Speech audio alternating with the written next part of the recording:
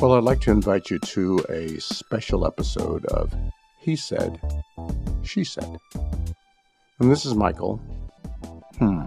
If you've been listening to the podcast before, you recognize the fact that the female voice, the female guest on He Said, She Said, didn't chime in on this episode. That's because I'm asking you to indulge me in presenting to you a monologue version of this episode of He Said, She Said, where I'm going to share with you some of the things that have been told to me by women close to me. Women, I know their story, I know their history. I have no reason to doubt them, no reason to disbelieve them. And I'm going to be their voice for this episode of He Said, She Said. Kind of hearsay, or let's call it sHearsay. I'm going to ask you to accept a couple of terms for this particular segment. I'm going to ask you, first off, to resist the temptation to attach any political or social bias to what I'm going to talk to you about. And I'm going to ask you to refrain from being judgmental, at least while you're listening to what I'm going to tell you. For those of you who listen to the podcast on a regular basis, you're aware of the fact that the whole concept of He Said, She Said is just to present a platform for men and women to talk and listen to each other with the goal in mind of minimizing, reducing, closing the gap in communication between men and women in relationships. So I'm going to keep to that. I'm going to share with you stories that were told to me that astonished me. And in light of the current Me Too movement, which should be a Us Too movement, I'd like to get started. So let me get started. Decades ago, in building a relationship with a woman that I cared very much about, I was noticing we were having tremendous problems with communications, with our intimacy. There was little. She was angry all the time, willing to lash out at a moment's notice, like her anger was on call at all times. Eventually, I got her to communicate with me to the best of her ability. So she did a lot more listening and a lot less talking, but that was the best of her ability. And when she did speak, she did tell me that when she was a child, her mother passed away, and her biological father used her as a proxy wife when she was 10, 11, 12 years old. Let me let that sink in a second. Her biological father used her as a proxy wife sexually at 10, 11, 12 years old. Hearing that, I was shocked. And I said, "Oh my God, I am so sorry that happened to you." She said, "Me too." It actually brought tears to my eyes. I can't even imagine what she was going through. I asked her if she had ever spoken to anybody about it. Did she report it? She said, "Oh, no. Had you talked to your brothers and sisters?" She said, "No." "How about your best friends?" "No." And I thanked her for talking to me about it. I felt very honored that she felt she wouldn't get judged and that it was pertinent information in our attempt to build a long-term relationship. I understood then how damaged she was and why her anger was right on the brim and spilling over at the slightest tip at a moment's notice.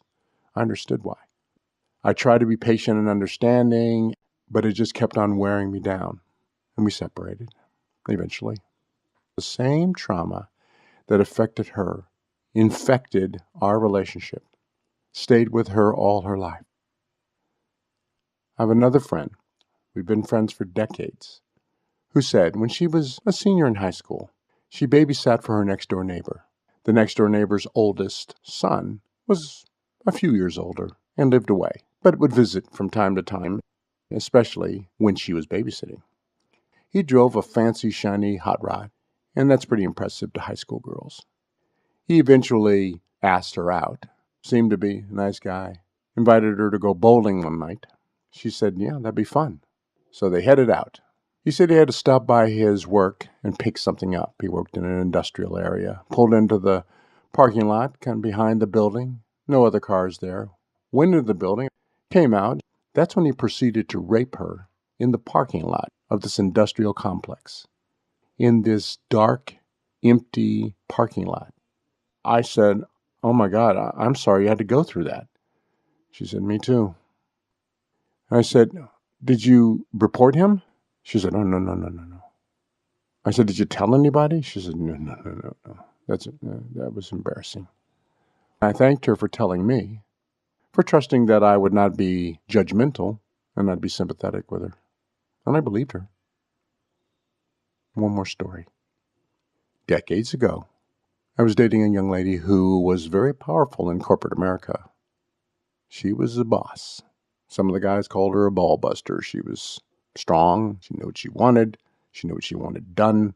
And she managed her business very, very well.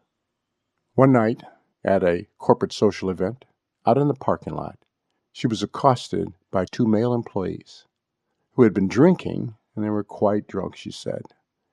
And they confined her in the car, forced her to perform oral copulation on them, sodomized her, just abused her for quite some time, she said. I said, "Oh my God, I am so sorry you had to go through that." She said, "Me too." I said, "Did you tell anyone?" And in this case, she said, "You're damn right I did. I identified them to the police. I reported them. I got a lawyer. I got them put away. They went to jail." And I said, "Touche." So the reason why I mentioned just these three stories, and I may come back in a future special segment of He Said, Shearsay, and bring up some other stories. I've heard many others. So that we can have a time where we just sit back and listen to the story and take it in. But in this special segment of He Said, She Said, I just wanted you to hear what women have been telling men and not telling men for years. This is not a political statement. This is not a political diatribe. This is just one man saying, "I hear you." The things that have affected them have affected us all. So the movement should really be we too. I hope you listen to He Said, She Said in the future. I hope you don't just listen, but you also participate. I'd love it if you get in touch with us and you become a guest on the show. Either a guest on the phone or a guest in person. Or He Said, She Said was a show that I actually developed in order to support our TV show that's coming up in the beginning of the year called Birds and Bees. We were finding that people weren't willing to sit on camera and air these subjects. So I said, what if I could get them to just talk about them?